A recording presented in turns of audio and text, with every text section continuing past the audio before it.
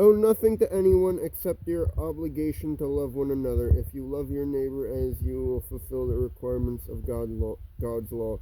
For the commandments say you must not commit adultery, you must not commit murder, you must not steal, you must not covet. These and other such commandments are summed up in one commandment. Love your neighbor as yourself. Love does no wrong to others, so love fulfills the requirements of God's law. This is Romans 13, 8 and 9 and 10.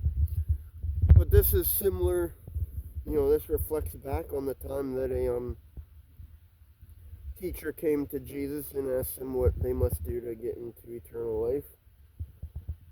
And then, he ultimately said about love the Lord your God with all your heart and love your neighbor as yourself. Really, if you just, set your heart to loving God and then sharing that love with your community, the people around you, your neighbors, and really thinking that question of, am I showing God's love through the action?